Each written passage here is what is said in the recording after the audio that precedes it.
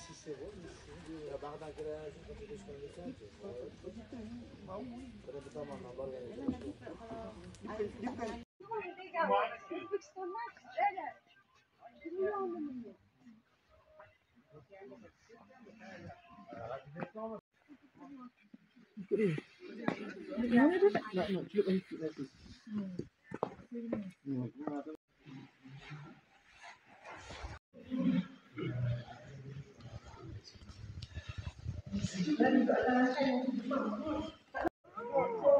Nama Raihana tu, Raihana tu Sasi lah nama Raihana. Dah kasih, saya ada kat rumah saya.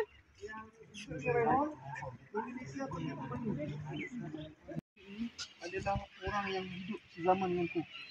Siapa dia? Sahabat Nabi. Tsummal ladzina yalunahum.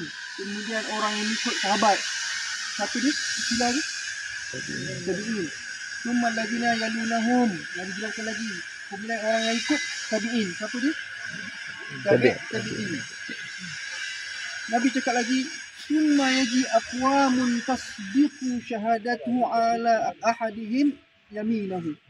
Kemudian selepas kumpulan ni habis, 3 grup tadi tu, sahabat, tabi'in akan datang satu kaum. Yang mana kaum ini dia mendahului penyaksiannya ke atas sumpahnya. Ya. Wa yaminuhu syahadatuhu, dan juga sumpahnya ke atas penyaksiannya. Apa Nabi nak cakap ni?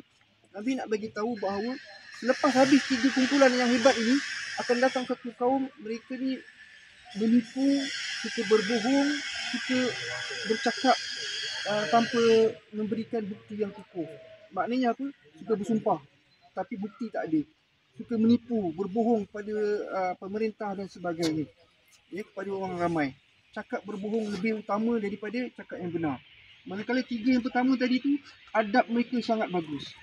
Percakapan mereka sangat hormat. Ilmu mereka sangat tinggi. Amalan mereka sangat mulia. Maka inilah kita ziarah di sini kerana kita mengambil konsep tadi tu. Kita dah ziarah di Bukhara. Ingat siapa dia? Kita dah konkretkan apa yang hadis Nabi suruh tadi tu. Pertama kita ziarah tak sahabat. Siapa sahabat kita ziarah?